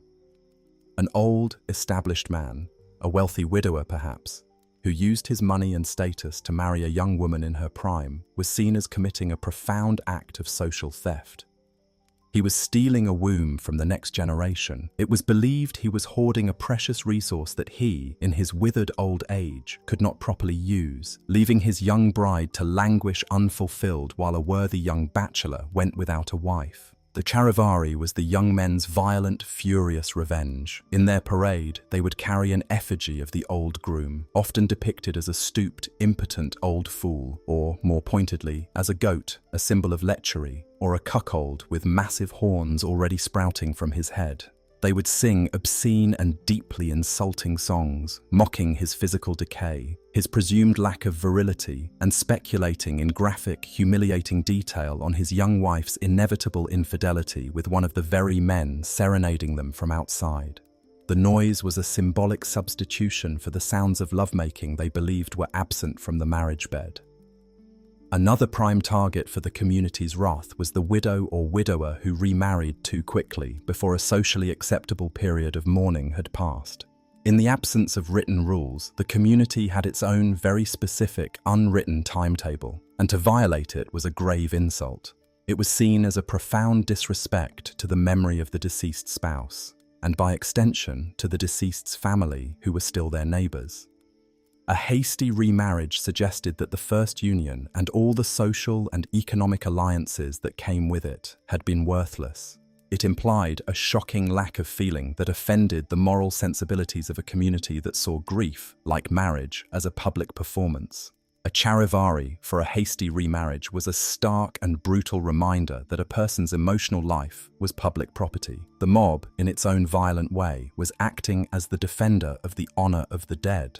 But the weirdness of the charivari extended deep into the household, policing not just who married whom, but the internal power dynamics of the marriage itself.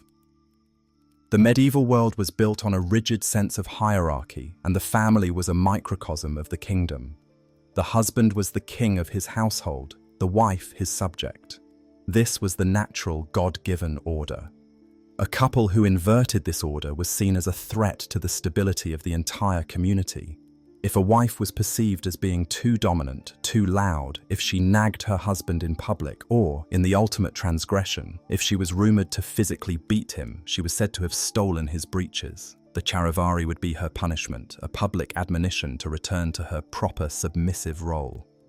Even more common, however, was the shaming of the henpecked husband, the man who allowed his wife to rule him. He had failed in his masculine duty. He had brought shame upon himself and upon all the men of the village by his weakness. The ultimate humiliation for such a couple was the Skimmington Ride, a ritual of public degradation particularly strong in rural England, but with variants across Europe.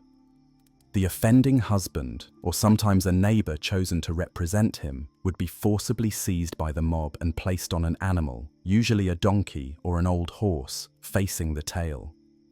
To be seated backwards was a powerful and instantly recognizable symbol of inversion, a visual metaphor for a world turned upside down.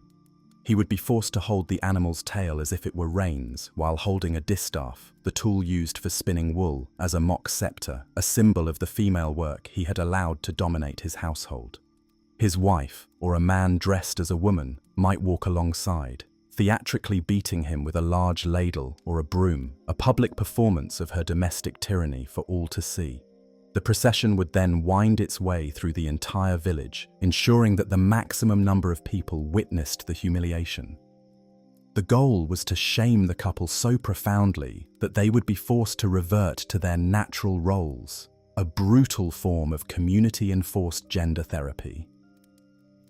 The ritual itself was a masterful exercise in psychological warfare. The mob would surround the couple's house for hours, sometimes for 3 or 4 consecutive nights, until their will was broken. They would scream insults, often personalized and deeply cruel, revealing intimate knowledge of the couple's life. They would recite vulgar poems or sotties composed specifically for the occasion. They might stage lewd, impromptu plays on the doorstep, graphically pantomiming the couple's supposed crimes. They would demand entry, bang on the doors and shutters with clubs and staves, and create an atmosphere of pure, claustrophobic intimidation. The noise was the primary weapon, a sonic barrage designed to be inescapable, to shatter the sanctity of the home, to isolate the couple from the world, and to make them feel the full, crushing weight of the community's collective disapproval. It was a public announcement that they had been cast out, that they no longer enjoyed the protection and goodwill of their neighbors, that they were alone and undefended. There was usually only one way to make the torment stop. The charivari was, at its heart, a form of ritualized extortion. It was a negotiation conducted through noise and terror. The couple, or more specifically the husband, was expected to pay a fine to the mob, to offer a tribute to the community he had offended. He would have to open his door or a window and offer them money. More commonly and more symbolically, he was expected to provide the instruments of their own celebration at his expense: a barrel of ale, several loaves of bread, a cheese. This payment was the crucial final act of the ritual. It was not merely a bribe. It was a formal admission of guilt, a public penance for his social transgression. By providing a feast for his tormentors, he was forced to become their host, re-establishing a social bond, albeit one born of coercion. He was literally buying back his peace, and symbolically, buying his way back into the good graces of the social fabric he had torn. Once the tribute was paid and accepted, the mob would usually disperse, their work done. The noise would cease, and the silence that descended would be as profound as the cacophony that had preceded it. The couple would be, however grudgingly, reabsorbed into the life of the village, bearing the permanent scars of their public shaming.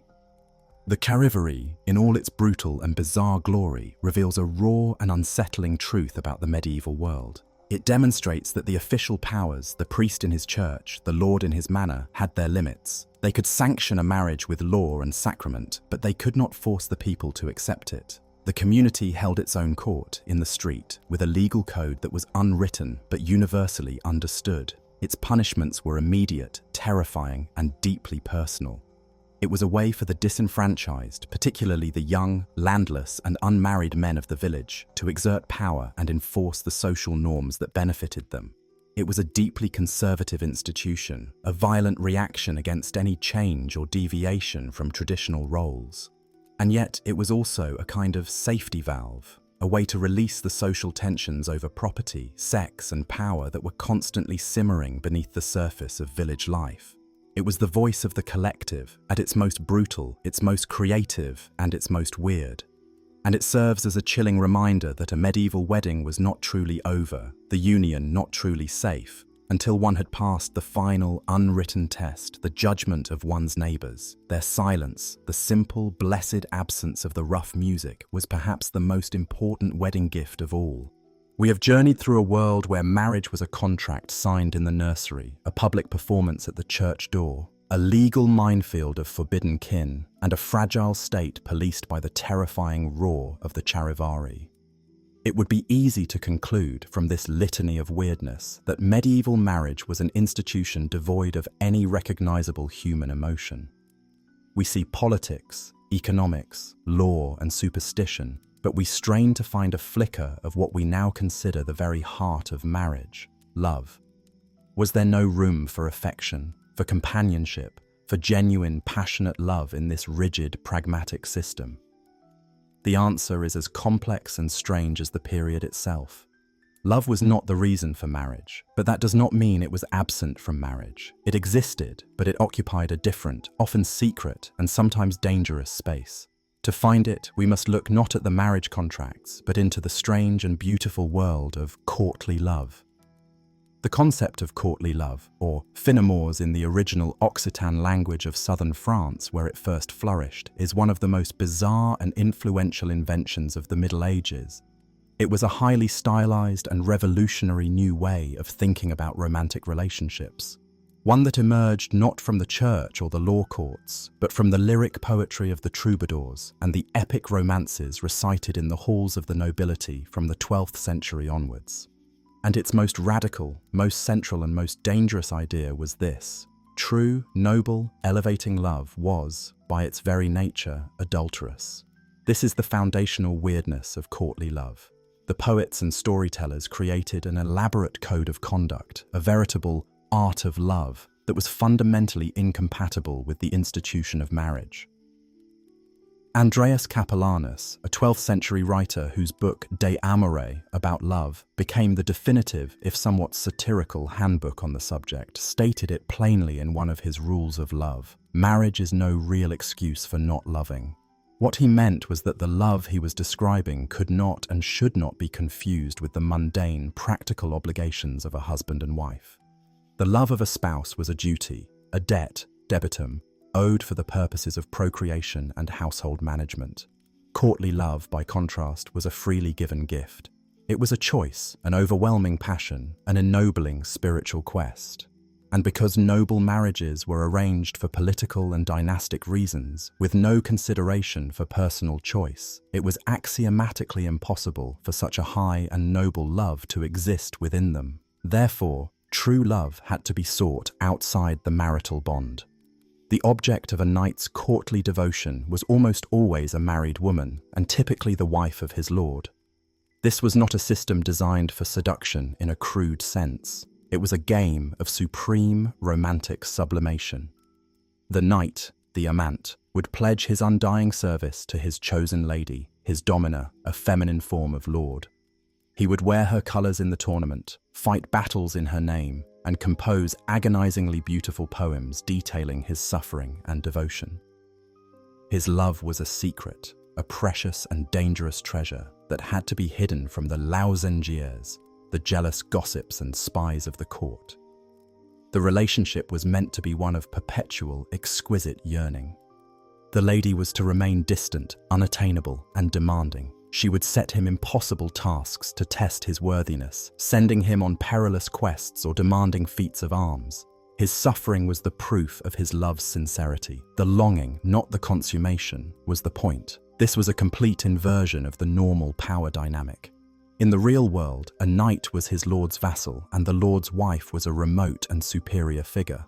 In the game of courtly love, the knight became his lady's vassal. He knelt before her, swore fealty to her, and subjected himself entirely to her will. She became his feudal lord, his goddess, his sole reason for being. This idealized, adulterous devotion was believed to have an ennobling effect on the man. To be worthy of his lady's love, he had to become a better man, more courageous in battle, more courteous in the hall, more pious, more generous. Love was a school for virtue. The suffering it caused was a crucible that burned away his flaws and refined his soul. The language of this love was intensely, almost blasphemously, religious. The lover worshipped his lady. He experienced a conversion upon first seeing her. Her beauty was a reflection of divine perfection. The pain of his unrequited love was a form of martyrdom, a sweet suffering that brought him closer to a state of grace. This deliberate mixing of sacred and profane language was part of its strange power, elevating a romantic obsession into a quasi-spiritual discipline. Of course, the great unresolved question at the heart of courtly love was it ever physical? Did the knight and his lady ever consummate their forbidden passion? The poems and romances are deliberately, maddeningly ambiguous on this point. They are filled with stolen glances, secret sighs, the symbolic exchange of a ring or a sleeve, and occasionally a secretly granted kiss. For some, the ideal was purely platonic, a love of the soul that was perfected by its very lack of physical expression. For others, the physical consummation was the ultimate, transcendent reward for years of faithful service, a moment of grace that was all the more precious for being secret, fleeting, and mortally dangerous. The story of Lancelot and Guinevere, the most famous courtly love affair of all, is a testament to this tragic ambiguity. Their love is portrayed as the most perfect and noble passion, the source of Lancelot's unparalleled prowess as a knight. But its eventual consummation is also the sin that brings down the entire kingdom of Camelot, a catastrophe born from a love that was too beautiful to resist. So how did this bizarre literary fantasy intersect with the reality of medieval marriage? It created a strange dual system. A nobleman had his wife, the partner chosen for him by his family to secure his lands and produce his heirs. Their relationship was a public, legal, and economic partnership.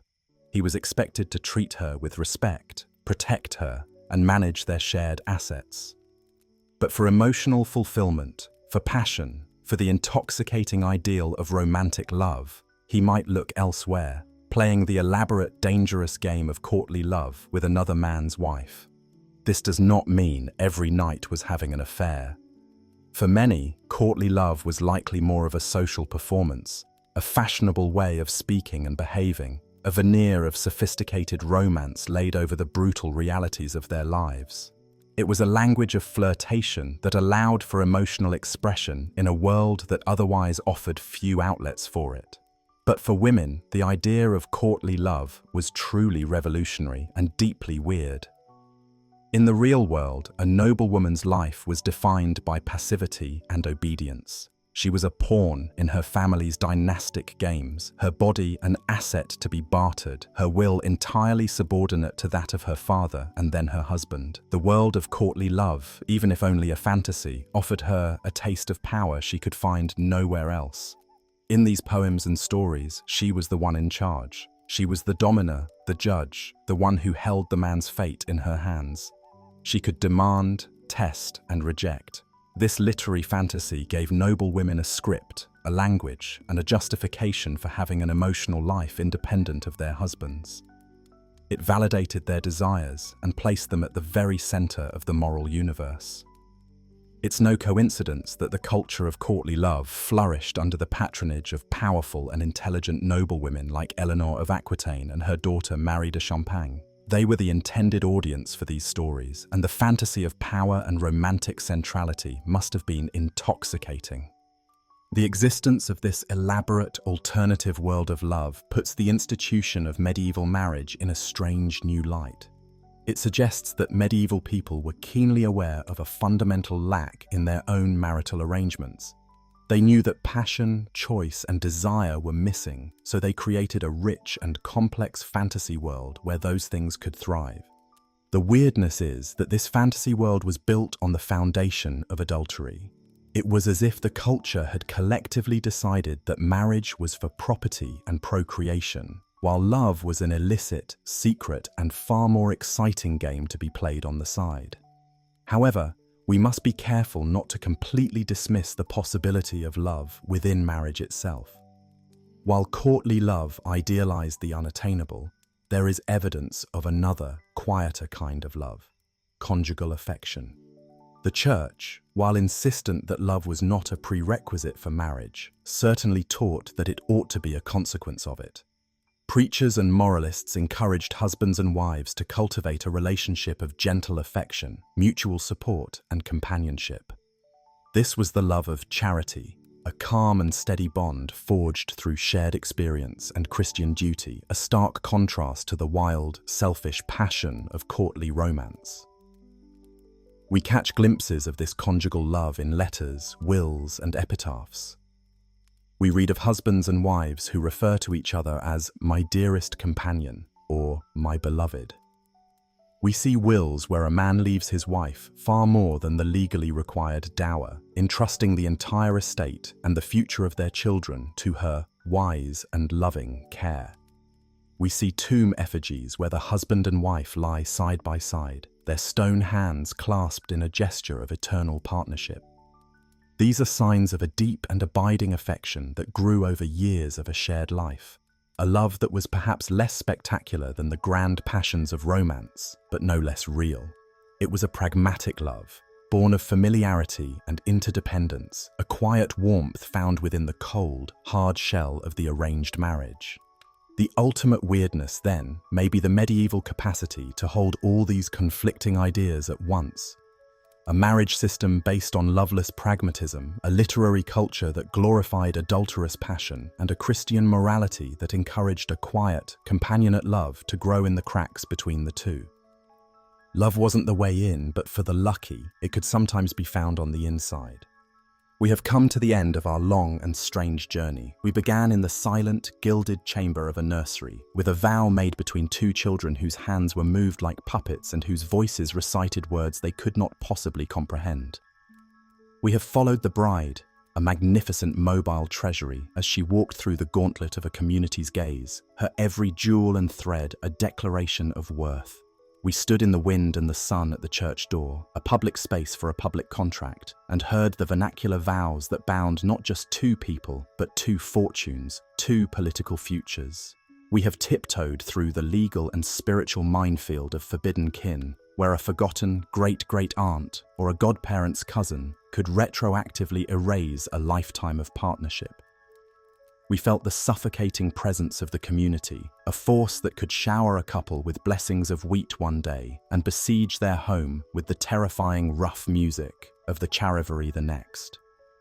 We even glimpsed the strange, secret, and beautiful mirage of courtly love, a highly stylized fantasy of passionate devotion built, by its very definition, to exist outside the cold, pragmatic walls of matrimony. The medieval wedding, in all its profound, layered, and unsettling weirdness, has revealed itself to be not a single event, but a lifelong process, a vast and intricate social machine, a crucible in which law, faith, property, and power were melted down and forged anew. But now, as we stand at the culmination of this process, we must ask the final, fundamental question: why? Why the decades of planning? Why the elaborate rituals? Why the public humiliation and the magical fears?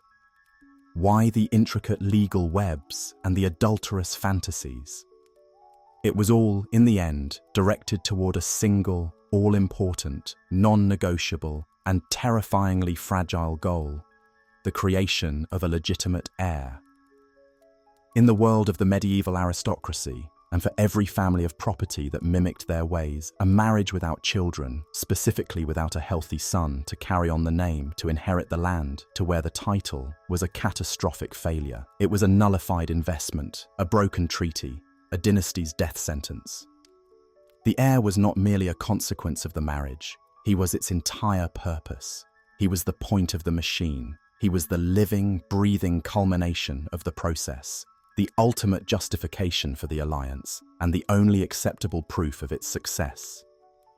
Every bizarre custom we have witnessed, every arcane law we have tried to unravel, was a buttress, a flying arch, a foundation stone in the great cathedral of legitimacy being built around the empty cradle of that one future child. This obsession, this all-consuming anxiety over legitimacy, is the key that unlocks the weirdness. Suddenly, the logic, however alien, becomes clear. The child betrothal, that cold contract made over the heads of toddlers, was a forward-thinking act of dynastic security. It was an attempt to reserve and secure a suitable high-status womb for the production of that heir as early as possible, preventing a rival family from acquiring it first.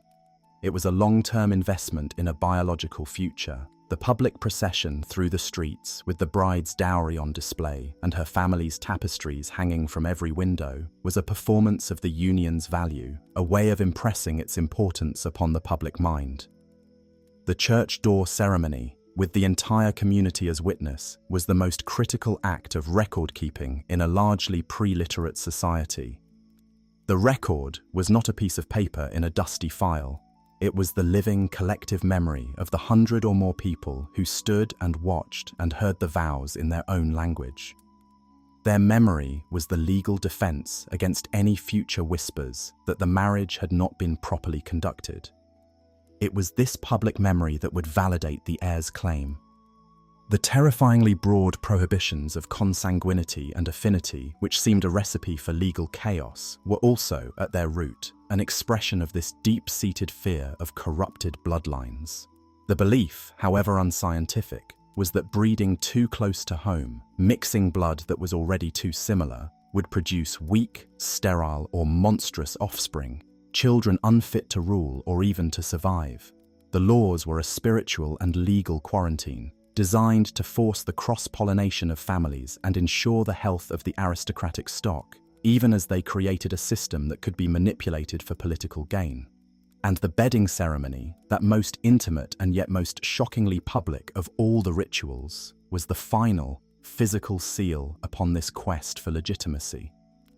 The public witness to the couple entering the marriage bed was a legal bulwark, an irrefutable piece of evidence against any future claim that the marriage had not been consummated, and that, therefore, the firstborn child might be the product of some earlier illicit union. The brutal, humiliating inspection of the bedsheets for the tokens of virginity was the rawest, most visceral expression of this patrilineal anxiety. The bride's hymenal blood was the physical proof that the channel of succession was pure, that the vessel was untainted, that the line was unbroken. In that single biological fact, it was believed, lay the security of the entire dynasty. The absence of that proof could shatter it. This relentless, crushing pressure to produce an heir turned the marriage bed, and by extension, the entire marriage, from a place of potential intimacy and companionship into a site of intense political, social, and emotional strain. The act of sex within marriage was framed by the Church not as an act of love or pleasure, but as a solemn duty, the debitum, or marital debt, that each spouse owed the other for the sole and explicit purpose of procreation. Moralists and theologians wrote extensively about the sinfulness of engaging in the marital act for mere pleasure, which was considered a form of lust. This medicalized, functional, and deeply anxious view of intimacy meant that every month that passed without a pregnancy was a small death, another mark of failure, another turn of the screw. For the wife, the pressure was immense and unforgiving. Her entire value, after the initial political and economic transaction of her dowry, was predicated on her fertility. A barren wife was a disaster. She had failed in her primary, her only truly essential function. She was a broken vessel, a failed investment. In the eyes of her husband's family, she was little more than a squatter on their land, consuming resources without providing the required return. She might face repudiation, her husband's lawyers scouring genealogies and parish records for a forgotten godparent or a third cousin twice removed that could provide the grounds for an annulment, so he could cast her aside and try again with a new, hopefully more fruitful partner.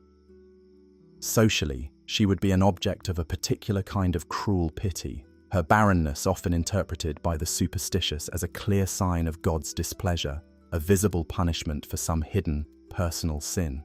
To combat this terrible fate, women would resort to a host of desperate, often dangerous, and deeply strange remedies. They would pray for hours to specific saints known for aiding fertility, to Saint Anne, the mother of the Virgin Mary, or to Saint Margaret, the patron saint of childbirth, whose legend involved her emerging unharmed from the belly of a dragon, a powerful metaphor for a successful birth. They would undertake arduous pilgrimages to holy shrines, to touch a sacred relic or drink from a holy well.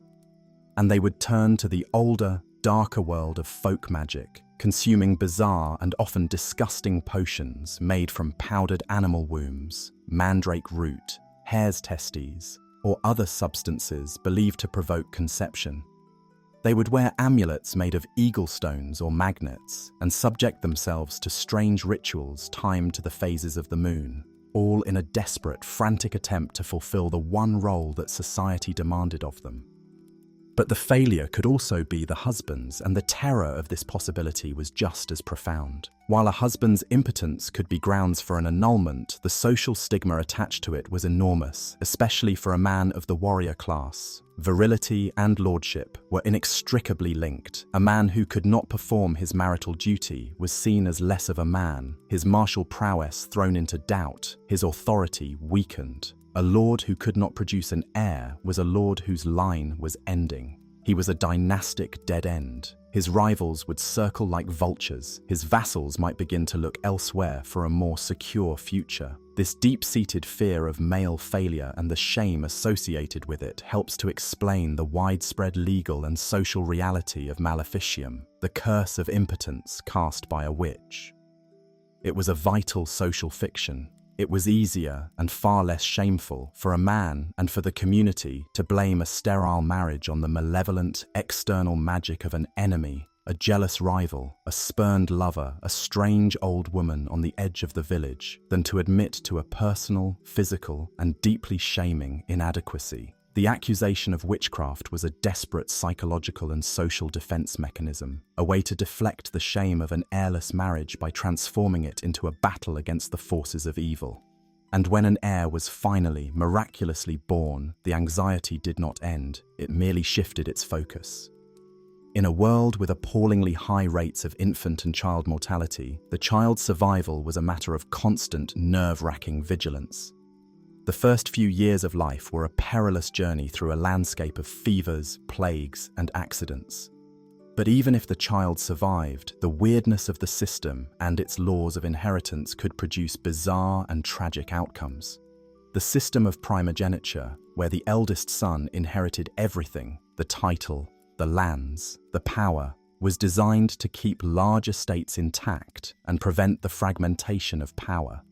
But in doing so, it created a disenfranchised and often resentful class of younger sons, men with noble blood but no land and few prospects beyond the church, if they were scholarly, or the life of a mercenary knight if they were not. These landless knights were a source of profound social instability across Europe, constantly seeking fortune through warfare or by capturing a wealthy heiress. This figure of the heiress was another strange product of the system. If a lord died leaving only a daughter, she became the conduit through which all his property and titles would pass to the man she married. She was instantly transformed into the most valuable and most vulnerable commodity in the kingdom, a prize to be fought over, a great ward whose marriage would be sold by her feudal overlord, often the king himself, to the highest bidder or gifted to a political favorite. Her life was a gilded cage, her personal desires and affections completely irrelevant in the face of the vast fortune she represented. She was a vessel, first for her father's legacy and then for her husband's heir. So what are we left with as we emerge from this strange, dark, and complex world? It is a picture of marriage that is almost entirely alien to our own. It was a public utility more than a private relationship. It was a machine for the transmission of property and the production of legitimate bodies. Its rituals were a strange, sometimes beautiful, sometimes grotesque, fusion of Christian sacrament, Roman legal theory, and ancient pagan superstition. Its success was measured not in happiness, but in the biological and legal survival of a bloodline. And yet, to dismiss it as entirely cold and inhuman is to miss the final, most subtle, and most important truth. Within this rigid, often brutal framework, people still lived and breathed and felt. They were not automatons. They were human beings navigating an incredibly difficult and often unforgiving world with the tools they had. They found ways to cope, to adapt, to resist, to carve out small spaces for themselves. They used the arcane laws to their own advantage when they could, suing for annulment to escape an abusive or unwanted partner. They found deep companionship and a quiet, abiding affection in arranged unions, a love that grew from shared experience, a bond we can still glimpse in the clasped stone hands on their tomb effigies. They dreamed of passionate, impossible, ennobling love in their songs and stories, creating a fantasy world to supply the emotional nourishment their real lives often lacked. They poured their deepest fears of chaos and social disorder into the ritualized, sanctioned violence of the Charivari. They clung to strange superstitions and magical remedies as a way to feel some small measure of control over a world that was profoundly, terrifyingly uncertain. The profound weirdness of the medieval wedding is not, in the end, a sign that the people of the past were some different species, unrelatable and incomprehensible. It is instead the most powerful evidence of our shared humanity. The strangeness is the story. It is the elaborate, sometimes beautiful, sometimes terrifying, and always fascinating architecture they built to contain and channel the most powerful and disruptive of human forces. The desire for legacy, the need for order, the terror of oblivion, and the enduring power of family. It was a world where a wedding was not the beginning of a story, but the locking in of a destiny that had been written long before, in a complex and often contradictory language that, after all these centuries, we are still learning how to read.